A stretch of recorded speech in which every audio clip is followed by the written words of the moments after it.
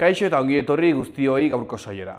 Gaurkoan lehenengo Juan Pedro Urabaien izango dugu, elako kidea, itunpeko ikasgelen itxierari buruz hitz egiteko. Ondoren, Xabi Gartzia izango dugu, AEKako kidea, korrikaren 12. egunari buruz. Horren aurretik, has gaitezen gaurko efemerideekin. Gaurko egun batean, baina 1916ean, Irlandan James Connolly lider sozialista eta errepublikazalea exekutatu zuten Britaniarrek, Paskoko matxinadan Irlandako Errepublika aldarrikatzeagatik. Altxamenduan jasandako zauriengatik, aulki bati lotuta fusilatu zuten.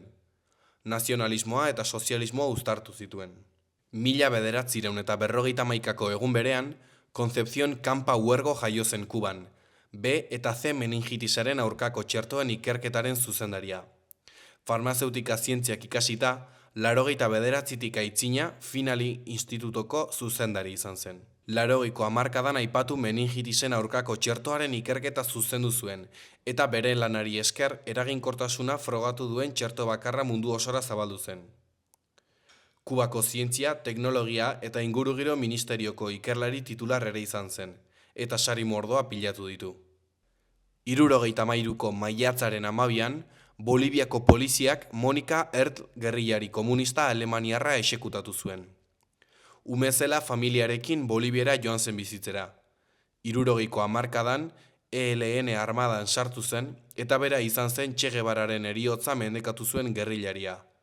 Guevara hil ostean, eskuak mozteko agindu zuen Roberto Quintanilla kontsul boliviarra hiltzea lortu zuen. 4 urteren ondoren, 1977an, Guardia Zibilak Rafael Gómez Jauregi hil zuen Errenterian, amnistiaren aldeko astearen bilkura bat desegiten ari zela. Metrailetaz bihotzaren ondoan tirokatu zuten. Polizia armatuak gogor zapaldu zuen egun osoan amnistiaren alde deitutako greba. Gómez Jauregi 78 urteko pasaitarra zen, elako sindikalista eta EAE-ANV-ko militantea. Azkenik, 1989an, Guardia Zibilak Euskal Herrian heroina eta bestelako drogak zabaltzearekin zuen loturaz, txostena bidalizion Donostiako fiskal Luis Navajasek Espainiako estatuko fiskal orokorrari.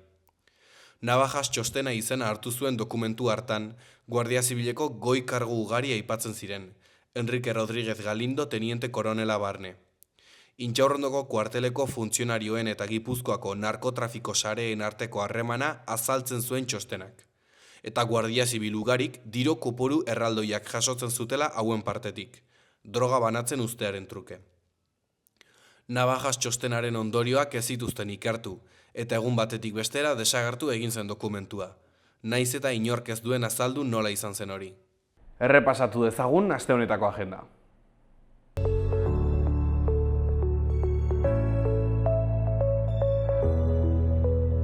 Maiatzak 12an, asteartea, primeran zahartzen den zineman Matthew J. Sabilen Juniper.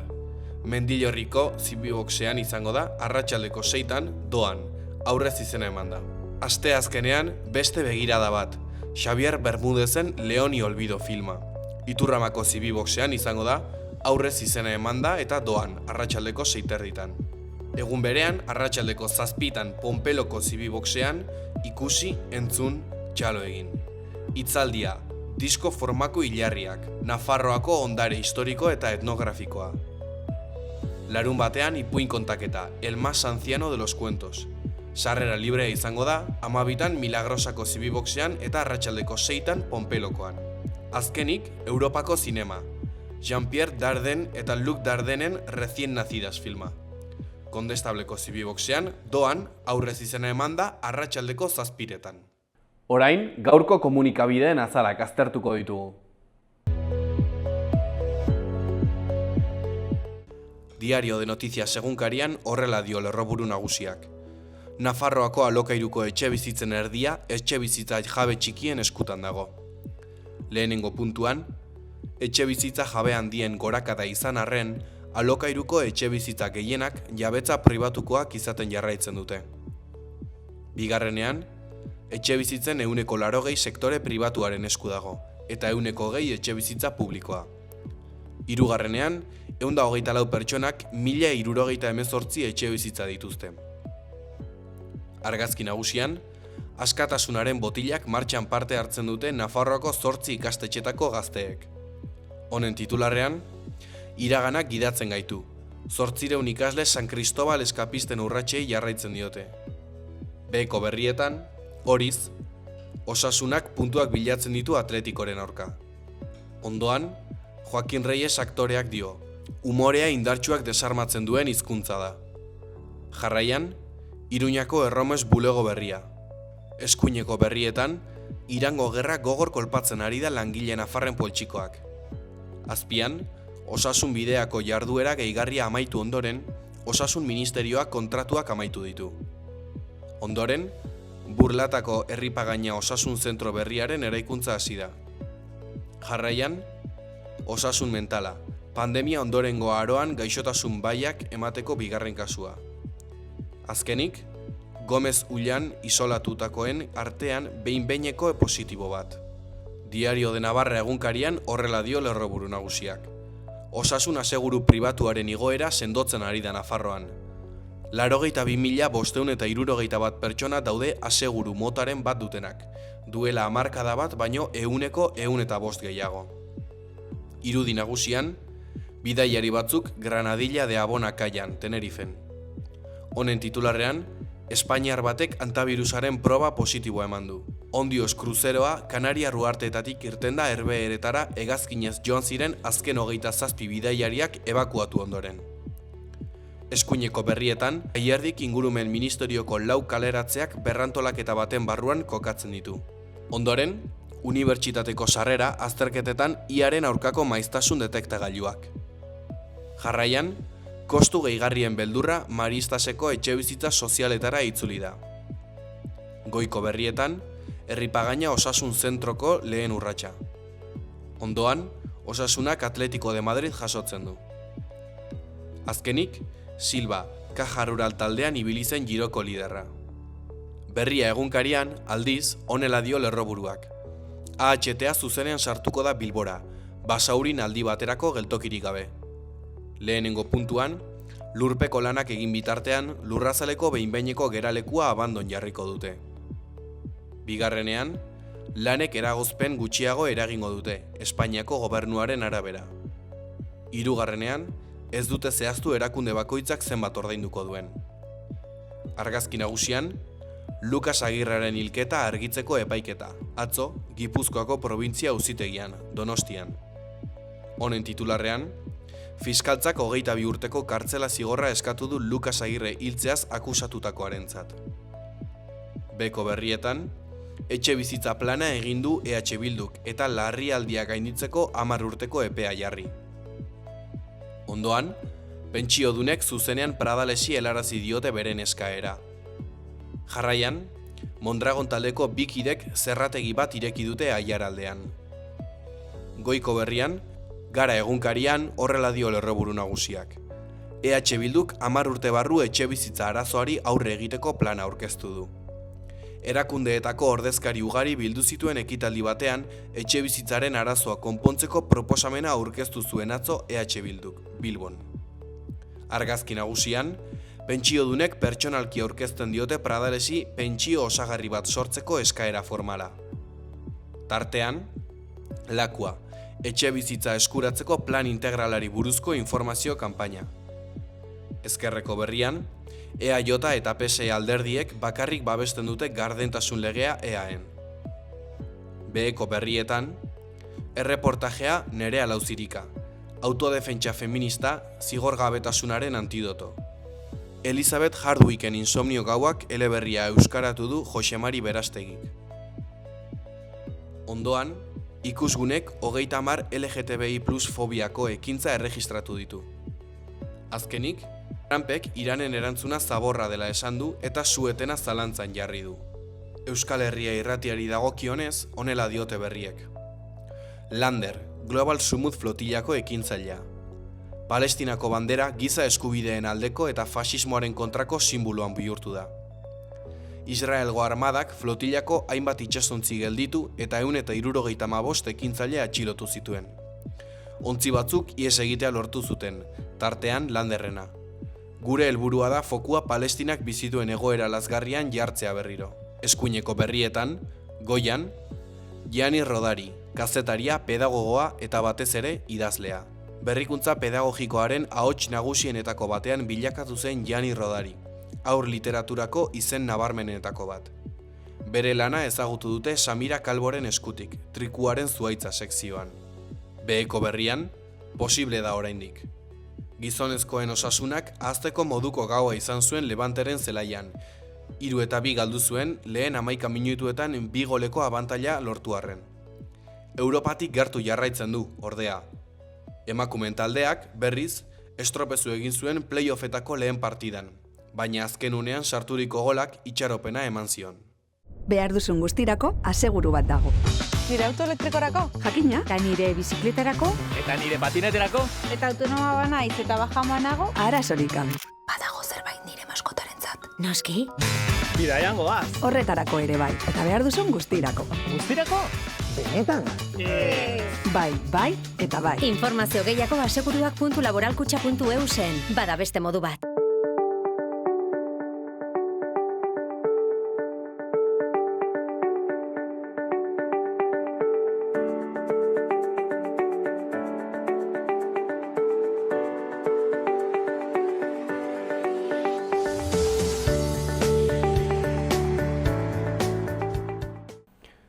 Kaixo eta ongi etorri gurera, Juan Pedro, zer moduz?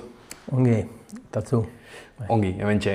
Gai, tenso baten inguruan agian hitz egin behar dugu gaur, elaren izenean zatoz, pasaden astelenean konzentrazio bat egin zenuten, hezkuntza departamentuaren aurrean, zer dela eta izan zen konzentrazio hori? Beno, aste santua baino lehen, hezkuntza departamentuak esan zuen, datorren urtean, gela gutxiago izango zirela hezkuntza sisteman. 19 gela gutxiago sare publikoan eta 14 sare pribatuan. 5 ikastoletan eta besteak itunpeko ikastetxeetan. Orduan, geratu ginen harrituta eta kezkatuta, oso kezkatuta. Eta, gainera, guk ikusten dugu 14, ni arduratzen naiz itunpeko sareaz. Orduan, 14 lanpostu arriskuan edo amildegian zeudela. Orduan, berehala hasi ginen zerbait antolatzen, protestatzeko, eta baimenak eskatu behar dira garaiz eta hori, eta prestatu genuen elkarretaratze hori, departamentu aurrean, hezkuntza departamentu aurrean, baina gure interpelazioa ez da bakarrik hezkuntza departamentuari. Osea, gure interpelazioa ere egiten da patronalari. Eta,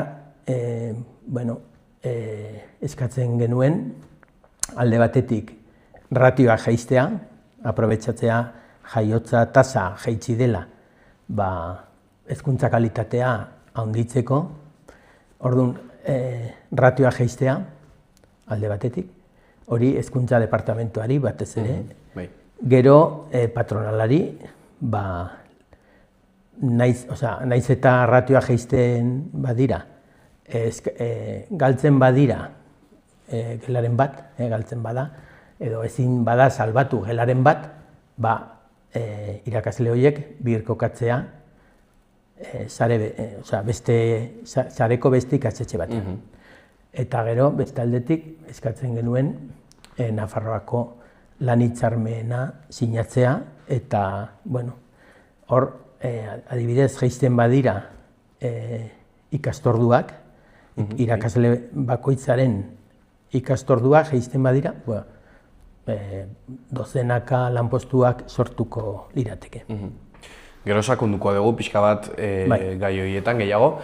Nola izan zenuten berri honen berri? Hau da, aurrekoan ere izan genuen Nafarroan ikastoleko lehendakaria, eta esaten zuen, inolako abisurik gabe, inolako zuekin kontsultatu gabe, zuzenean berria iritsi zitzaizuela. Ni prentsagatik enteratu nintzen, banengoen lanean, sindikatuan, eta batean kazetari batek deitu zidan, galdetuz, honi buruz, eta ez nekien ezer. Justu martxoaren 26an uste dut, bildu zela kontzertuen batzordea, eta hor Jimeno konseilariak esan zuen, hori, gela gutxiago izango zirela. denok geratu ziren harrituta, baina hala egin zuen, eta gero prentsaurreko bat eta ohar bat atera zuen Hezkuntza Departamentuak esanez, hori jaiotze tasa jaitsi dela, 700 haur gutxiago daudela aurten. Eta, honen ondorioz, bere irtenbidea hori zela.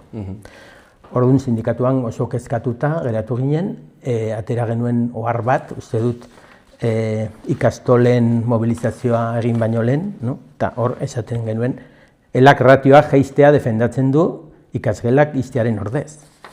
Eta, hitz egiten genuen sare publikoaz, alde batetik, eta ikastoletaz eta itunpeko ikastetxeaz. Elak kalitateko zerbitzu publikoa izango den hezkuntza eredu baten alde egin du, non euskararen gutxieneko ezagutza bermatuko den, eta hor ikastolak aitzindariak izan dira apustu horretan frankismo garaitik. Eta haien zeregina garrantzitsua da oraindik euskara berreskuratzeko. Hori esan genuen gure elkarretaratzea egin baino lehen. Eta gauza bera sare publikoaz, elak gehiengo sindikalarekin batera pasaden ikasturtean 4 greba egun bultzatu zituen sare publikoan ratioen jaitsieragatik, eta beste aldarrikepenengatik. Orduan, oso kezkatuta geratu ginen. Eskatu genuen egun berean, martxoaren 26an gogoratzen naiz, eskatu genuela bilera bat Hezkuntza Departamentuarekin, eta informazio asko eskatu genuen. Karo, badakigu ze gelak desagertuko diren eta hori, baina ez dakigu inguruko, gela bakoitzaren, ikastetxe bakoitzaren inguruan sare publikoko ikastetxetan ze matrikula dagoen eta hori ere eskatu dugu egoera ongi aztertzeko. Baina Hezkuntza Departamentuak oraindik, bai erantzun digu, baina oraindik ez dugu izan bilerarik eta ez dugu jaso informaziorik. Neurri honek, zenbat ikasle, familia, irakasle edo langileri eragiten die? Asko. Itunpeko sarean esan dute 14 gela gutxiago. Ez dira 14, 15 dira. Baina, gertatzen dena da, gela bat ez duela ikaslerik. Badago gela bat, berako ikastetxe batean, inor preinskripzioa, inor ez dago ikaslerik. Orduan, hor zaila da gela hori berritzea. Baina, 14 gela, eta 14 gelatan dira 14 irakasle baino gehiago. Normalean gela batean dago maisu, maistra bat, baina baita ere badaude ordu batzuk laguntza emateko edo orientazioa eta horiek ere galtzen dira. Orduan ez dira bakarrik 14 lanpostu dira gehiago. Eta, gero ikasle asko, familiek hautatzen dute edo aukeratzen dute eskola bat eta ez badago gelarik, berak aukeratu dutena, beraiek geratzen da bertan bera. Orduan jende asko dago afektaturik.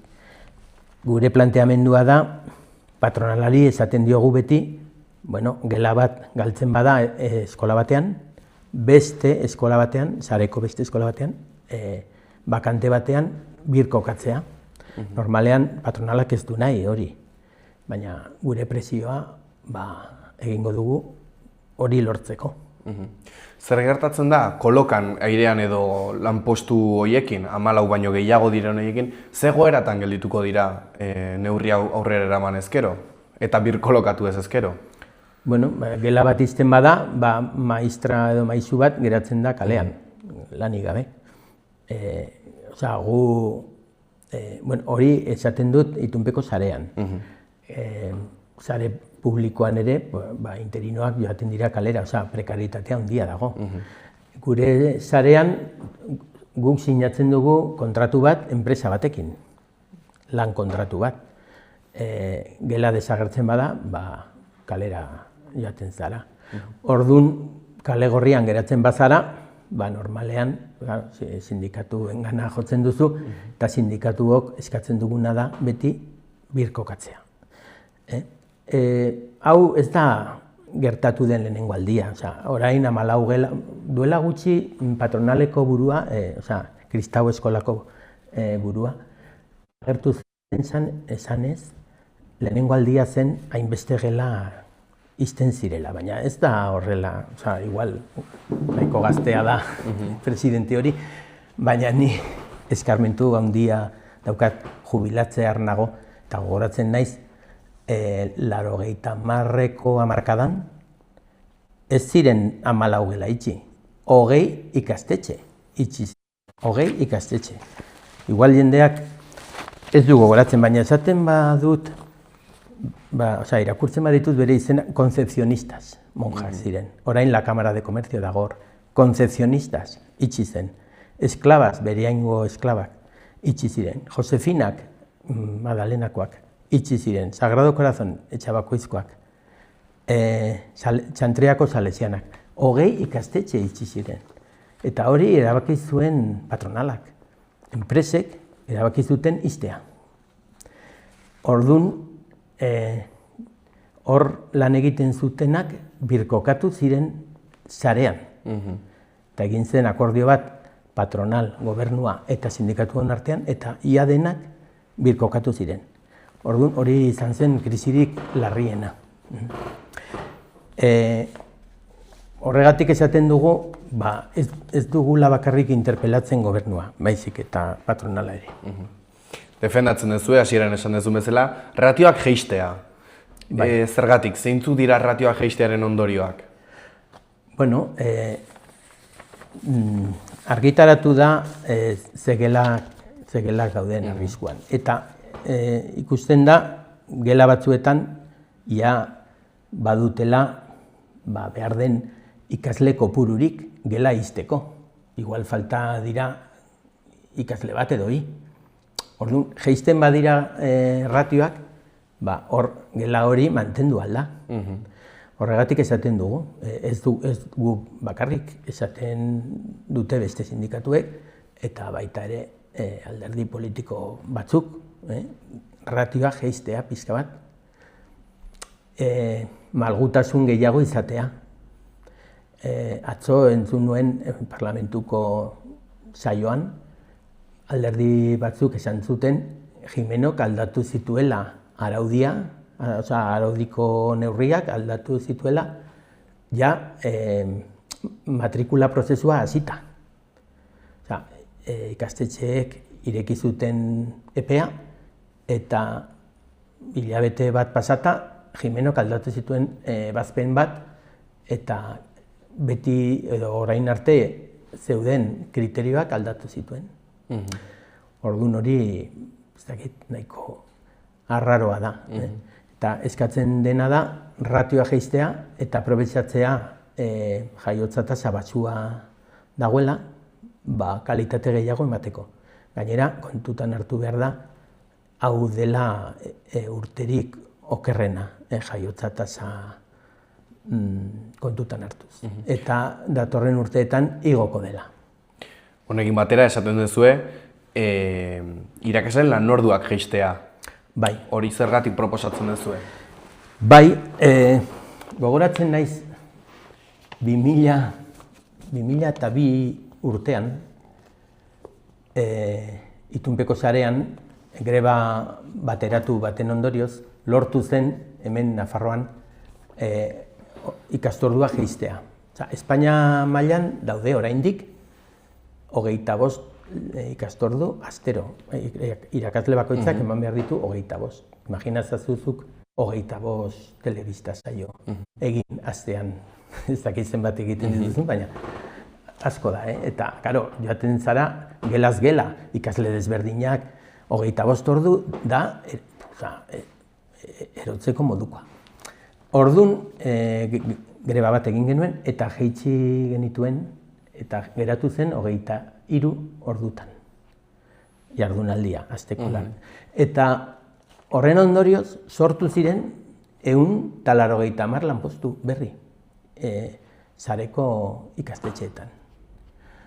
Orain ere, pasatu da ia, urte asko pasatu dira, 20 piko. Orain, Espainia mailan, Espainiako ministeritzak planteatzen du ikastordua jaistea ere.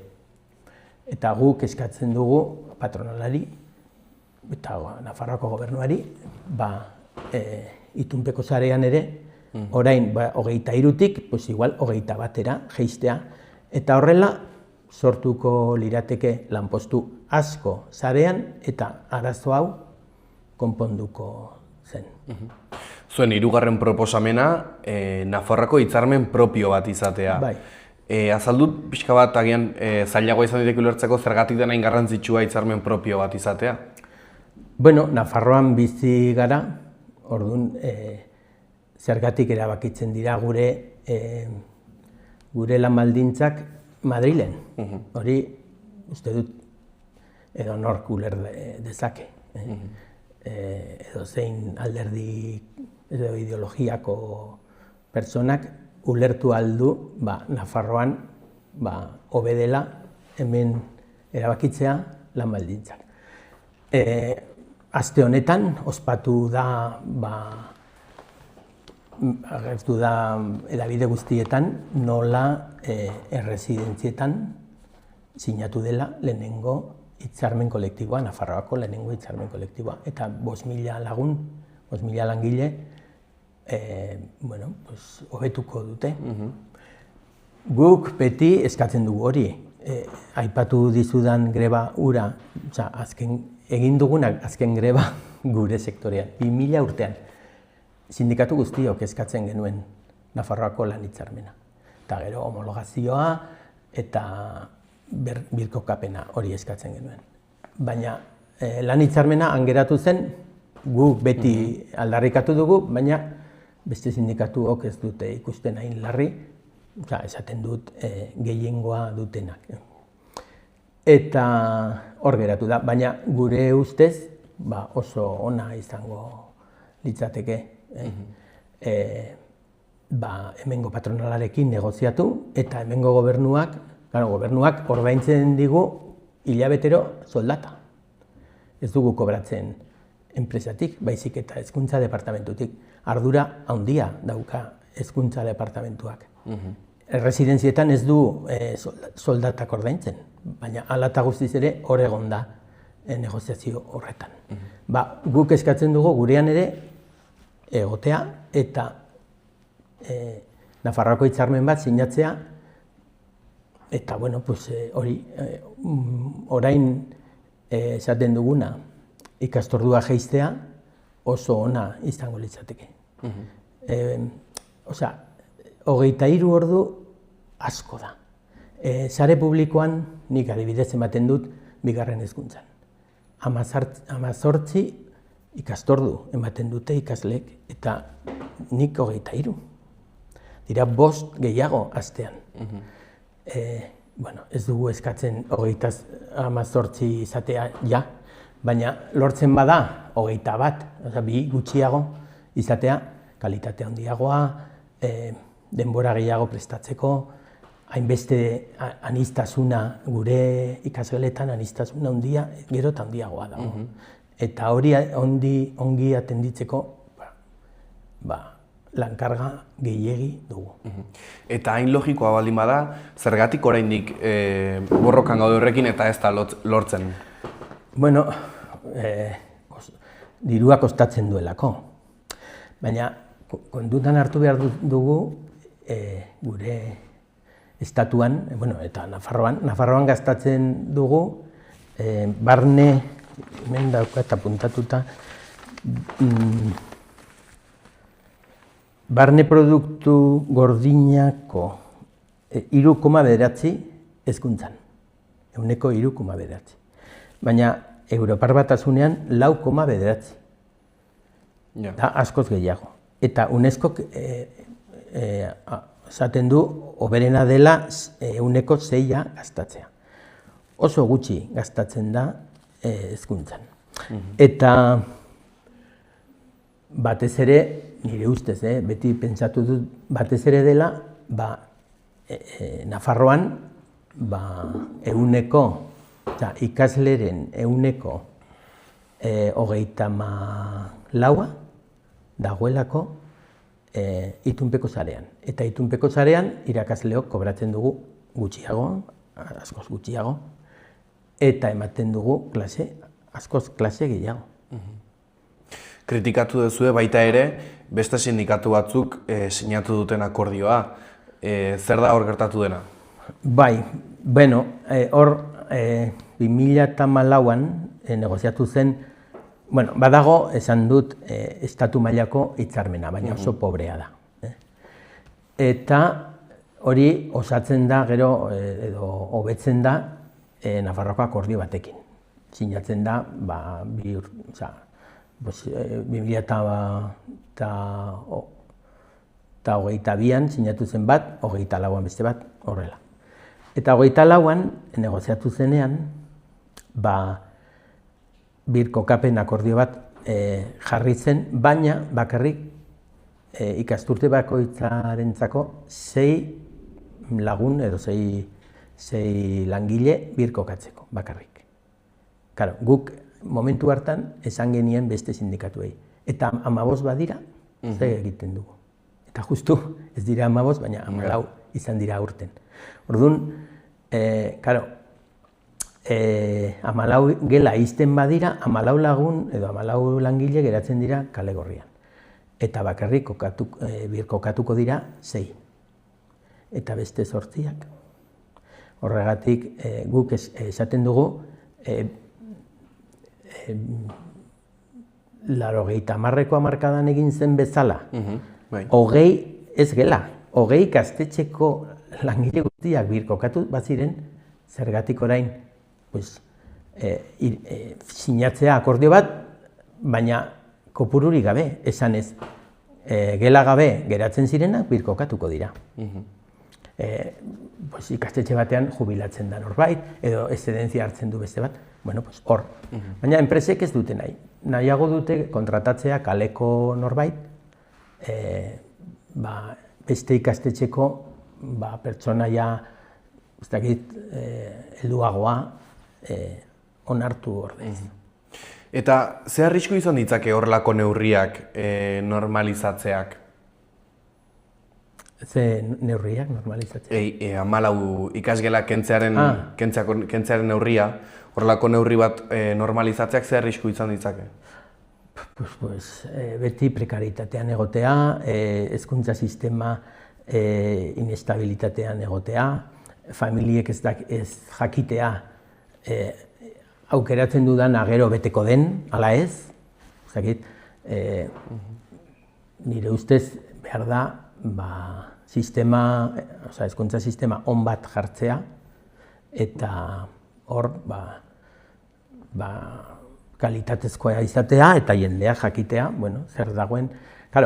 Bakoitzak badauka bere utopia.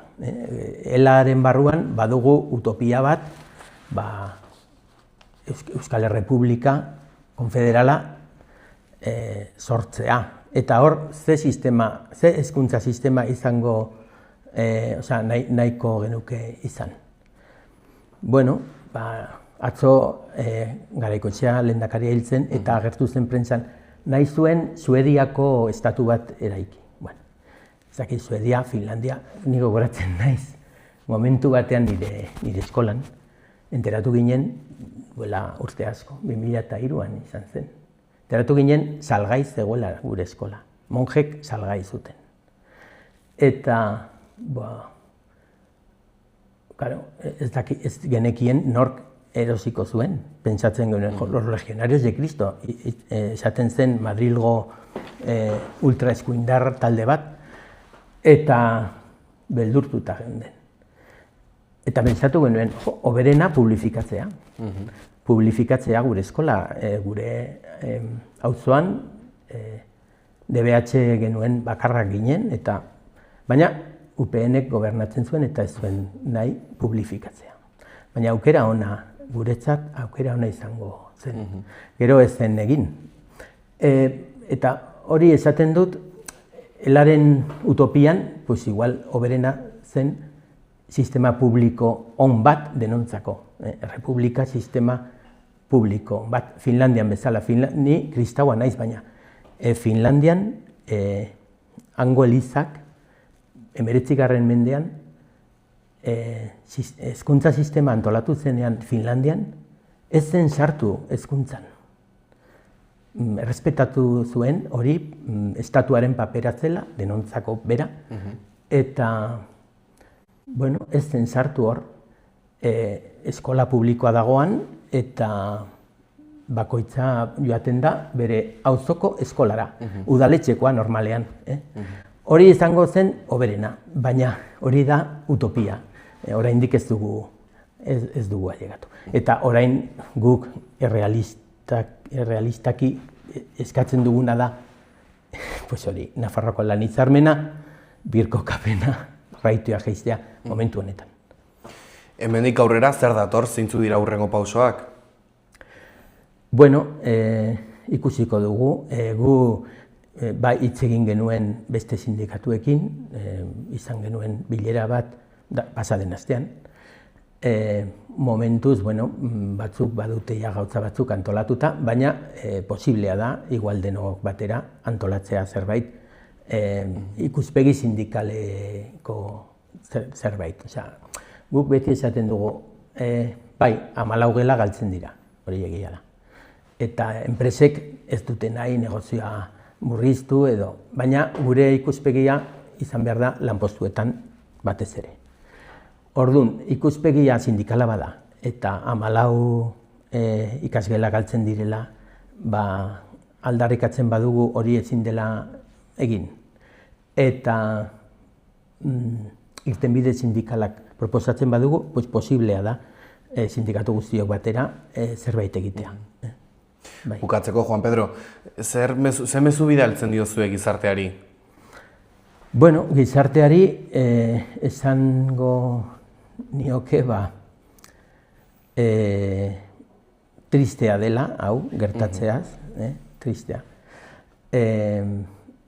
Denon borrokarekin eta laguntzarekin lortu aldela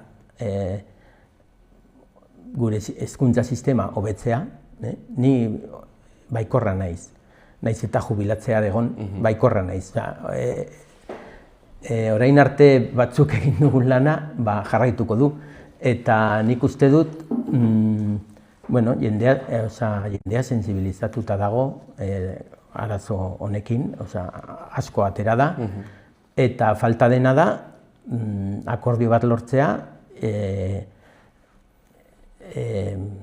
irtenbide bat bilatzea, eta nire ustez borondate onarekin lor daiteke. Mi esker etortzeagatik, ezagit bukatu baino lehen beste zerbait aipatu nahi duzun? Ez, gutxi gora bera, hori, prestatua nuela gutxi gora bera esan dut, eta eskertzea, zuei, eskertzea, aukera bat ematea dela sindikatuari, azaltzeko nola ikusten dugun arazo hau. Plazer bat zuen izatea, animo lan guztiarekin, eta hurrengo batera arte, mi esker. Mi esker zuri. Behar duzun guztirako aseguru bat dago. Nire auto elektrikorako? Jakina, eta nire bizikletarako, Eta nire patineterako. Eta autonoma banaiz eta bajamoa nago? arazorik gabe. Badago zerbait nire maskotarentzat. Noski? Bidaian goaz. Horretarako ere bai, eta behar duzun guztirako. Guztirako? Benetan? Bai, eta bai. Informazio gehiago aseguruak.laboralkutxa.eusen. Bada beste modu bat.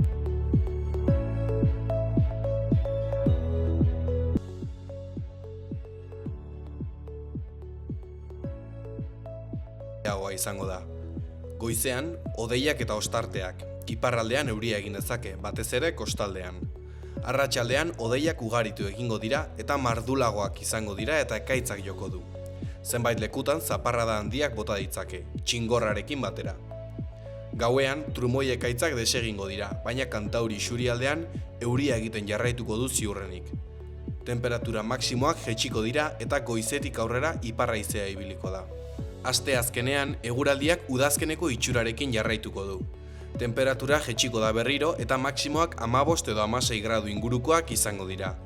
Ipar mendebaldeko haizea ibiliko da eta zenbait lekutan hotz sentsazioa areagotu dezake. Zerua hodeitsu egongo da eta euri txikia egingo du, batez ere iparraldean. Ipar ekialdean ugariago eta sarriago egingo du.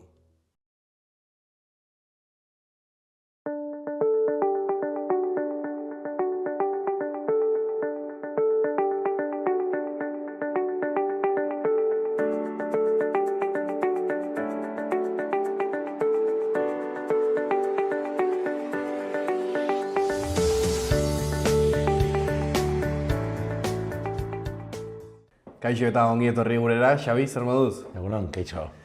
Gaurkoan berriro ere, AEK-aren izenean zatoz. Korrika dagoeneko ja bukatu zen, baina bukatu zenean aipatu zenuten hasten zela korrikaren 12. eguna. Hitz emango dizut, hobeto azaltzeko, zer esan nahi duzue horrekin, 12. egunarekin? Bai, beti iruditzen zaigu korrika arraroa bada ere, motz geratzen zaigula, ez? Eta jendea ateratzen dela, bereziki karrera egunetan, korrikari, euskarari, AEK-ari babesa adierazteko, baina falta dela konpromisoetara eramatea egun horietan adierazten den atxikimendu hori, ez? Eta aurten, bueno, pues, adierazi dugu eta ikusi dugu Euskal Herri osoan zehar, nola herritarrek bat egin duten euskara gara horrekin, baina euskara gara izateko euskara segitu behar dugu, ez? Eta iruditzen zitzaigun, korrikan, jakin badakigu erdaldun askok parte hartzen dutela, euskaltzaleak dira, baina falta zaiela urrats bat gehiago ematea, eta AEK bereziki hortara dedikatzen da, ez? Euskararen ezagutza eta erabilera herritarrengana eramatera. Orduan, 12. egunarekin, justo hoize jarri nahi izan dugu erdigunean, AEK-aren eguneroko praktika, eta horregatik, bueno, pues, esan genuen ez, euskara gara eta izango gara. Izango gara hori, herritarrek hartuko duten konpromisoaren araberako izango da, eta horregatik, bueno, pues, apirilan egin genuen erakutsi herritarrei zer den euskara eskola bat, lehenengo eguna euskaltegian, orduan erdaldun horiei begira, bereziki, ordu bateko eskola bat doan eskaini genien erdaraz, oraindik bakarrik mintzatzen diren horiei, eta orain aurrerago maiatzean jada, bueno, euskara erabiltzen duten horiek aukera izango dute beste lagun batzuekin ezagutzeko eta konplizitateak sortzeko, dakiten hori praktikatzeko mintzodromoetan. Orain sakonduko dugu bai doako eskola egitaz, bai mintzodromoaz, baina galdu dut behar nizun, korrikak askorentzako badu emozio askoko 11 egun horiek, ez? Eta batzutan akaso ematen du arriskua baduela dena 11 egun horietara murriztea, ez? Behin hori bukatuta ahaztu egingo zaigula euskara erabili behar degula eta horrekin bizi behar garala. Horrela ikusten duzu zuek, edo zuek benetan ikusten duzuek gizarteak 12. egun hori bizi duela? Bueno, denetari dago urtearen arabera, jendarte azkar honetan denetari gertatzen da, eta egia da 11 egunetako sentsazio horiek, eta gero gainera udaberriko porra datoz, berehala hasten zaizkigu, oso nostalgikoa gara, bideoak hor daude, argazkiak eta ikusten ditugunean, bueno, oraindik ere gogoratzen dugu, baina bai egia da 11 egunetan buru belarri gaudela, eta gero hasteko joera egoten dela. Horregatik, urteak daramatzagu pentsatuz, korrika beste zerbait ekarri behar duela, ez? Eta 12. egunaren kontua hortik datorez, eta ari gehiago, non larrialdi linguistiko bat aldarrikatu dugun honetan, eta pizkunde garaian sartua gauden, sartzeko aleginetan ari garen Euskalgintzaren Kontseilutik, uste genuen hori izan zitekela AEK-aren aletxoa, ez? Pizkunderako txinparta txiki bat ere piztea korrikarekin, eta herritarrengana iristea benetan eskatuz, urratsa ematea euskaraz erosoago bizializateko guztiok, ez? Aipatu dituzun azkeneko hauek dira aurten bai egitekoaren arrazoiak, esan duzu, aipatu dituzela urte askotan zeharri deia esan duzula, baina aurten erabaki duzue bai egitea zerbait. Bai, bereziki ere txinparta hori piztu nahi genuelako, eta euskara gara lelo honekin ere ekarri nahi izan dugulako helduen euskalduntza alfabetatzea lehen lerrora. Azaroan, handago azaroa, baina 45 urte bete ziren lehenengo korrika abiatu genuenetik, eta gauzak evidentemente aldatu dira, hobetu direla ere esaten aldugu, baina oraindik ere ez da nahikoa, eta oraindik ere 24. korrika egin behar izan dugu, lehenengo korrika, duela 45 urte, abiatu genuen helburu berberekin.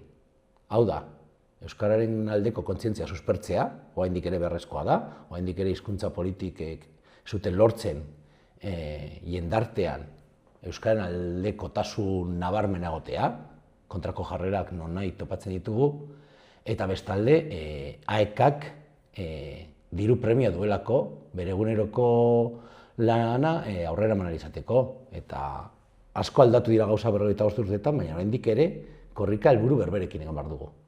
Hori esanguratsua da, ez? Ze balorazio egiten duzue aurtengo korrikaren inguruan?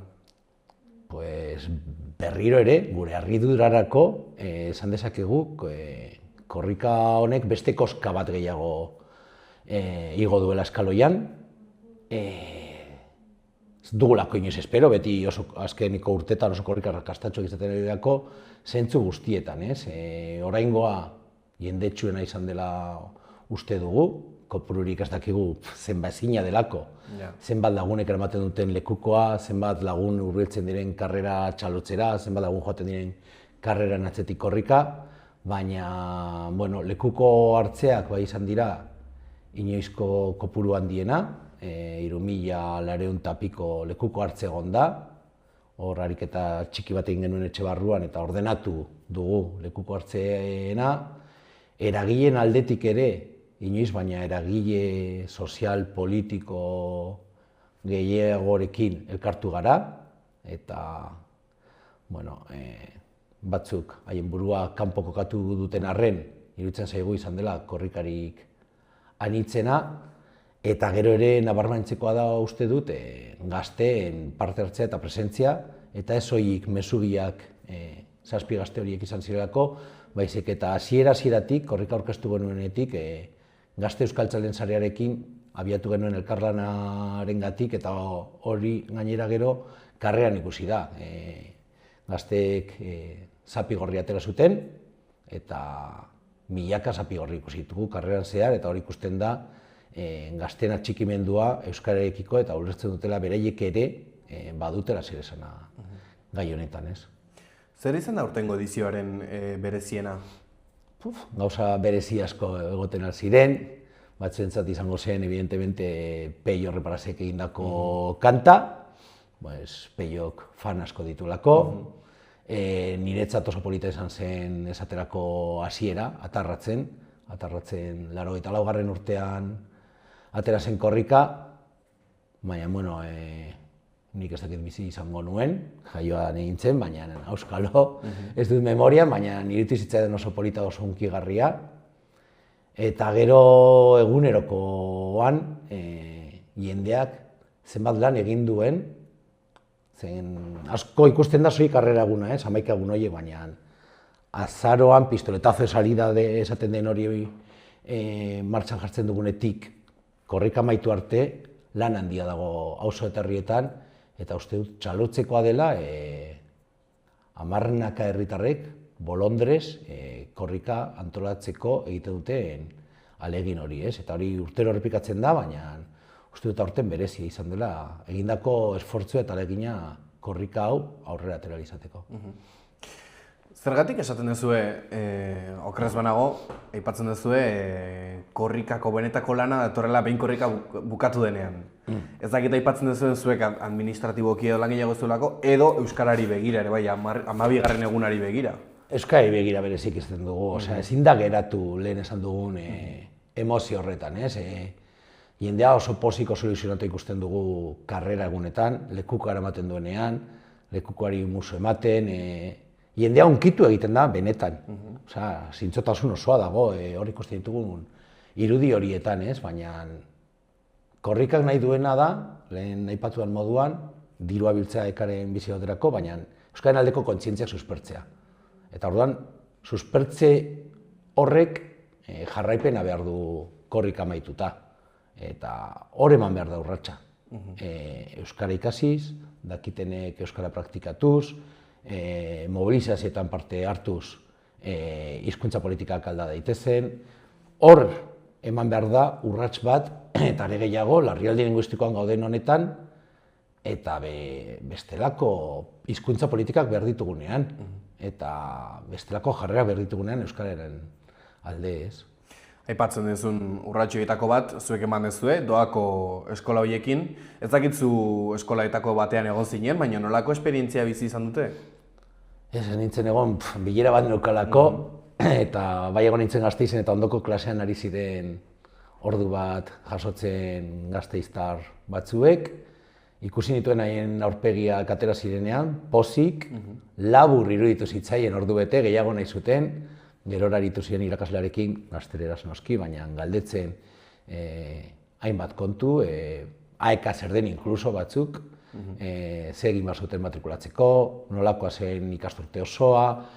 Bueno, nik uste dut, jendeak ez duela ezagutzen zer den euskaltegi bat, eta hori erakutsi nahi genien herritarrei, horregatik egin genuen kontu hau, eta egin genuen gainera ez kalean, ez genuela euskara kalera nahi kasu honetan, baizik eta herritarrak gure egoitzetara, gure euskaltegietara hurbildu nahi genituen ezagutuz esaten, zer da euskaltegi bat. Segurazki, askotan pasatzen dira kaletik, ikuste dute lokala, baina ez dira sekula sartu, ez dakite zer gertatzen den hor barruan. Eta horrekin batera ere, nahi genuen, jende horrek beldurra galtzea hizkuntza bat ikasteari, eta ikustea zer den lehenengo egun bat euskaltegian ezer ez dakizunean. Eta hor, agurtzen ikasi zuten, haien aurkezpen sume bat egiten ikasi zuten, nor ziren, nongoak eta non bizi ziren, eta pospozik atera ziren nik ezagutu eta entzun ditudan esperientzietatik, inkluso batzuk matrikula egin dute horrengo ikasturterako, zoriontasun eta alaitasun horretatik. Evidentemente, ordu bat da, gero ikasturte osoa egon behar da, eta urte batzuk ematen du hizkuntza bat ikasteak ez, baina harrera ona izan du, 200 lagunetik gorak eman du izena Euskal Herri osoan, Nafarroan laurden batek pasatak jaso ditu eskola horiek, eta Nafarroaren Lurze Zabalean aritu gara eskola horiek ematen, eta uste dugu jendeak eskertu duela, ez? Ezagutu duela, korrika aekak antolatzen duela, eta aekak zer egiten duen, ez? Eta argi eskola horien bidez.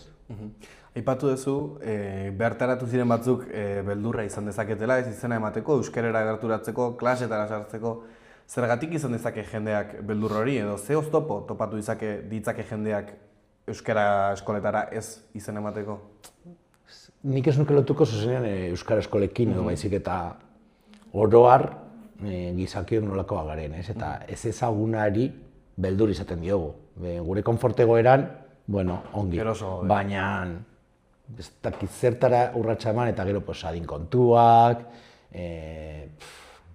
jende berria ezagutu, horrek ekartzen du zure konfortegoeratik atera eta gero hizkuntza bat ikasteak urte batzuk eskatzen ditu. Hau ez da pilura bat jan eta ja badakit.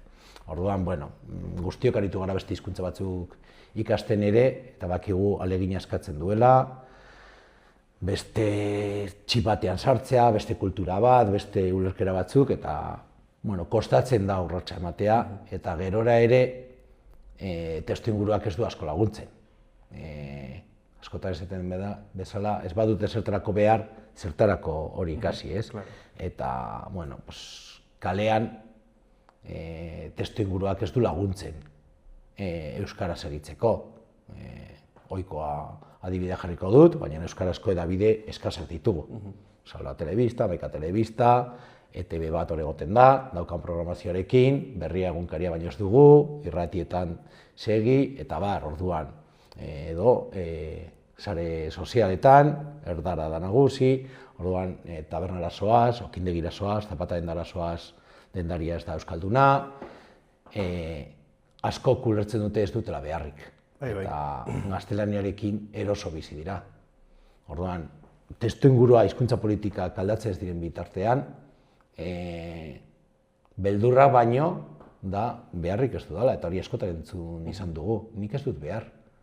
Tristea da, jendeak ulertzen ez duelako Euskal Herrian euskaraz bizi garela, euskalduna izateko euskaraz ezagutu eta erabili behar dugula. Eta hor daukagu, urratsak eman behar, eta, espero dezagun, hurrengo urtetan, pizkundea dela, Eusko Jaurlaritza jauzia dio, besteak edo dizer, baina, guztiak norabide berean, eta korrika honetan ikusi den herri gogo horrekin, norabide gokian jarriko dugula, eta euskaren normalizazioan urratsa esanguratsuak emango ditugula. Eman dezuen beste urratsetako bat, ez doako eskolak pasa ziren, apirilean izan ziren, maiatzaren 21ean okerrez banago, hainbat herritan mintzodromoak egingo dituzue. Lehenik eta behin, ikusentzuleentzako zer da mintzodromo bat? Mintzodromoa kontu zarra da, erraza da, bada praktikatzeko elkargune bat, bertan normalean esango duke, nik beti ezagutu ditugulako eta antolatu ditugulako, lauko maitan jartzen ditugu, izatera 5, 6, 7, 8 lagun, baina lauko maitan, gai bat eman, eta gai horren bueltan, tarte batez aritu. Ez da behar euskaldun oso izatea, gure ikasleak joan ohi dira, kaleko herritarrak joan ohi dira, eta hor beste euskaldunak ezagutzen dira, eta horretarako balio izaten du bereziki ere, askotan ez dakigulako nor den euskalduna, eta euskaldun berriak ezagutzeko balio izaten du mintzodromoak, eta norberak dakien hori praktikatzeko baliatzen dute bereziki ikasleek, eta gustora pasatzen dute, orain gutxi ere Iruña herrian beste mintzodromo bat antolatu zen, 200 lagunen bueltan batu ziren euskaltegi guztietako ikasleak ziren, AEK-koak, IK-koak, hizkuntza eskolakoak, Zubiarte euskaltegikoak, eta oraingoan ere espero ditugu hainbat euskaltegitako ikasleak eta herritar xumeak batuko direla, erakusteko ere, euskaldunak bagaudela, eta euskara erabili nahi dugula, eta erakutsi nahi duguna da, egun horretan, Euskal Herri osoan, badagola gogoa euskaraz bizitzeko, ez. Zergatik dira garrantzitsuak horrelako espazioak? Egunerokoan ere ez ditugulako. Eta orduan, bada aukera, zut esango artifiziala, baina aukera bat eskaintzea herritarrei ezintasunen aurrean, lasaitasunez, eroso, gozo, euskaraz aritzeko, ez? Eta lehen esan moduan, inkluso jende berria ezagutzeko eta horiekin aurrerantzean euskaraz bizializateko. Askotan, arralakoetara iristen zara eta aiba, nire bizilaguna. Eta igual bizitza osoan berarekin gaztelera aritu izan zara, eta orduan konturatzen zara edo euskara ikasten ari da, edo euskalduna zela. Eta hortik aurrera ohitura batzuk aldatzen dira, ez? Eta ohitura aldaketetarako oso importantea dira halako espazioak sortzea. Horrelakoetan, adibidez, zergatik jendeak, zergatik dugu ohitura lehenengo hitza gazteleraz egiteko eta ez euskeraz? Hor bai beldurrak, gatazkarik nahi ez izatea, eta konplejo asko ditugulako euskaldunok eta horriritziak. Eta orduan, segun eta aurrean daukasunaren itxura, hizkuntza batean edo bestean egiten diozu, eta oro har, behintzat Iruña herrian, Iruña herritik bera, segun eta zonaldeak, zen zonaldeen arabera aukeratzen dugu euskara ala gaztelania, baina testu ingurua erdalduna delako, eta hori irakutsi digutelako. Eta ez dagolako normalizaziorik, ez lan munduan, ez aisialdian, ez edabidetan, ez inon, ez? Eta orduan, gatazken aurrean, gaztelaniaz.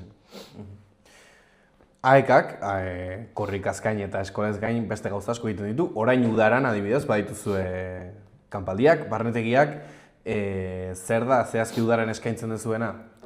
Bai, guretzat urte osoa da momentua proposa euskaran murgiltzeko, ikasturtean zehar ikastaro arruntak egiten ditugu, aurrez aurreko eskolak, online ikastaroak eta bar, baina udan ere, jendeak oporrak ditu eta askotan aprobetxatzen dute euskaran beste ahalegin txiki bat egiteko, eta are gehiago udako barnetegiekin, udako barnetegiak 15 eguneko tartean izaten dira, 15 egunez egunero, 24 orduz, euskaraz bizitzeko aukera ematen du, eta ikasleek asko presatzen dute hori, kontuatzen direlako, badirela kapazak euskaraz bizi ahal izateko.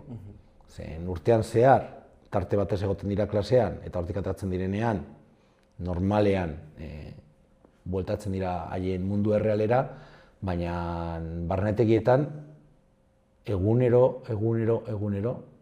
jeiki, euskaraz bizi dira, ez? Eta, bueno, Arantzara joan ohi gara, Forura joan ohi gara, Adunan familia barnetegiak egiten ditugu, eta testu ingurua guztiz euskalduna da. Eta zaila gainera besterbide geratzen, dakiten nori, apurra bada ere, praktikan jartzeko eta emaitzak oso onak izaten dira, eta bereiek bueltatzen direnean flipatu egiten dute.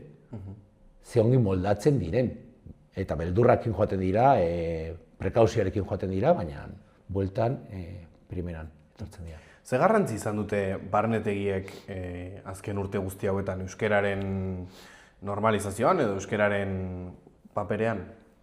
Badute, arnasgune moduan ulertzen alditugu, bazoazelako, 15 egun, edo batzuk hilabete, zen urtean zehar ere hilabeteko barnetegia egiten ditugu, eta badira, momentu bat, kriston jauzia ematen dutela ikasleek barnetegian egonda, ez?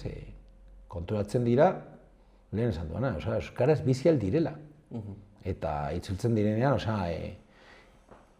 gainerako ikasleak kutsatzen dituzte. Eta gainerako ikasleen aurpegia, inbidia aurpegia izaten da. Jode, nik ere aukera bano, oporrak izan behar dituzu, zure oporrak horretan inbertitu, baina jendeak inkluso repikatu egiten du, barnetegia. Eta askotan batzuk oporrak barnetegin bueltan antolatzen dituzte. Xabi, nola ikusten duzu gaur egun euskararen egoera Nafarroan eta Euskal Herrian? Ez da galdera erraza, Bueno, urratsak ematen ari dira, evidentemente, ez dakit noiz baino hobe gaude, ze esanik ez Nafarroan UPN-eren garai ilunak pasata, baina oraindik ere, esaterako, Nafarroan euskarak zorifikatuta jarraitzen du, ez ditugu hizkuntza eskubide berberak gure bizitokiaren arabera, oldarraldi judizial, politiko eta mediatiko bete-betean gaude, bereziki EAen, Gipuzkoa, Bizkaia eta Araban jasaten ari dena, baina Nafarroan bizitza osoan zehar sufritu duguna eta Ipar Euskal Herrian ere bai, eta esan dezakegu Gipuzkoa, Bizkaia eta Araban desofilizializazio bat gertatzen ari dena. Euskararen 82ko legea agortuta dago, beste lege bat behar da, beste urrats batzuk behar dira ere Gipuzkoa, Bizkaia eta Araban, Nafarroan zer esanik ez, evidentemente, zonifikazioa gaindituko duen lege berri bat. Ipar Euskal Herrian euskarak ez du inolako estatuzik, orain gutxi ikusi dugu gazteek desobedientzia bidera jo behar izan dutela basoa euskaraz egin ahal izateko, haien etorkizuna jokoan jarriz, eta hori 2026an gertatzen ari da. Larria da gertatzen dena herri honetan, eta euskararen kontra nola diren batzuk eta beste, batzuk zuzenean kontra egiten dutelako, jarrera irmoa dutelako euskararen kontrakoa, eta beste batzuk behar bezain beste egiten ez dutelako, aukera dagoenean hizkuntza politiketan urratsak emateko, inori esan posatu gabe, zer hau da betiko matraka, baina egunerokoan euskaldunoi gaztelania eta frantsesa inposatzen zaigu, eta hori ez da mahai gainean jartzen. Eta Espainiar Konstituzioak dien moduan, Espainian bizi garen herritar guztiok Espainiera ezagutzeko eta erabiltzeko bete beharra dugu. Eta hori da aldarrikatzen dugu guk euskaldunok. Euskara ezagutzeko bete beharra eta aukera izatea. Eta hori zaigu bermatzen. Eta horri begira kontsentsuak behar dira herri honetan. Bi hizkuntzak edo 3 hizkuntzak, gaztelania, frantsesa eta euskara, parez pare jarri, eta bakoitzak erabaki dezala, baina aukera izan dezagun. Hizkuntza eskubideak errespeta daite, zen eskatzen dugu. Eta nola ikusten duzu egoera hori, baina gazteen artean, aipatu ditugu iparraldeko gazteak eta Euskal Herri osoan? Nik uste dut geroz eta kontzientzia handiago hartzen ari dela, askotan esan da egina zutela gazteek, bai egia da, garaiak aldatu direla, euskaraz ikasteko aukera gehiago dagoela, duela 40 urte baino, esaterako, Nafarroan egun posible da eredua legez behintzat Nafarroa osoan ikastea, eta gero horren aurkako politikak egiten diren, sustatu egiten ez direlako, eta hori kontra egitea da, edo baldintzak ez direlako errasten, eta bar, Kaparroson orain 10 urte dira eredua zabaldu zenetik, baina hori familien borrokari esker izan zen, ez hezkuntza departamentuak egindako bideagatik, eta gazteak konturatzen ari dira, hezkuntzan aukera izan duten arren, gerora badagola mundu bat ardaraz, eta ezin dutela euskaraz bizi, ez? Eta uste dut jendarte osoaren bete beharra dela aurrera egitea eta ez ustea motxila soilik gazteengan, eta guztiok batera euskaraz bizitzeko ahalegin horretan norberak beretik, baina urratsak ematea eta borrokan jarraitzea, ez zaigu besterik geratzen. Instituzioak nahikoa egiten dute?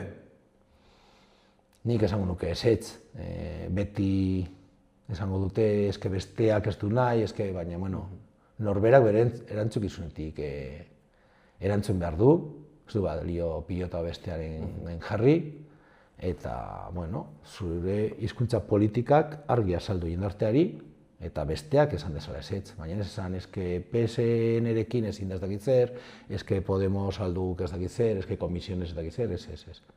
Zuk noraino iritsen edo. Gero jarriko dizu besteak traba, oztopoa edo denolakoa, baina emaditzagun urratsak.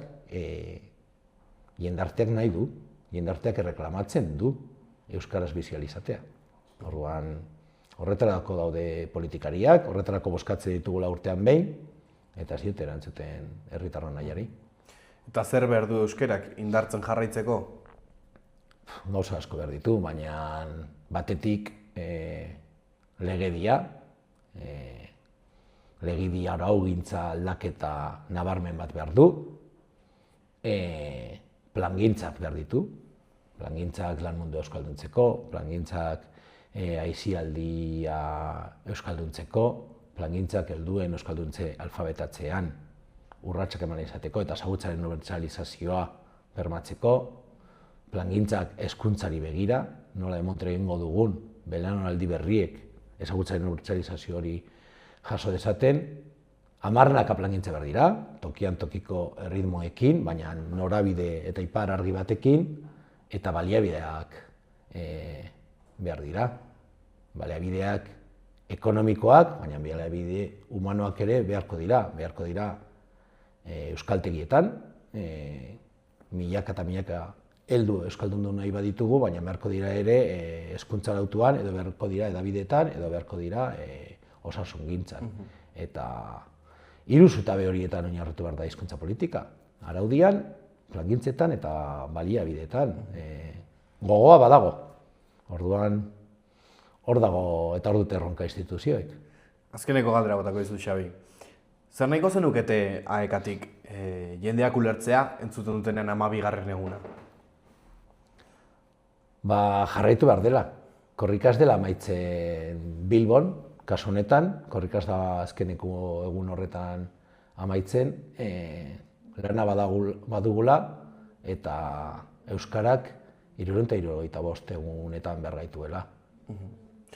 Mi esker, Xabi, gure etortzeagatik, ezakit bukatu baino lehen beste zerbait aipatu nahiko zenukeen. Oro har animatu jendea eta Salvako entzuleak, ikusleak badakite euskaraz bizi dira, baina segi horrela, ez lotxatu, ez kikildu, aurrera, irabaztera goaz. Mi esker, Xabi, etortzeagatik eta hurrengora arte. Bai. Behar duzun guztirako aseguru bat dago. Nire auto elektrikorako? Jakina, eta nire bizikletarako, Eta nire patineterako? Eta autonoma banaiz eta bajamoa nago? Arazorik gabe. noski. Bidaian goaz. Horretarako ere bai, eta behar duzun guztirako. Guztirako? Benetan? Bai, eta bai. Informazio gehiago aseguruak.laboralkutxa.eusen. Bada beste modu bat. Hau izan da gaurko saioa. Mila esker gurekin egoteagatik eta bihar arte.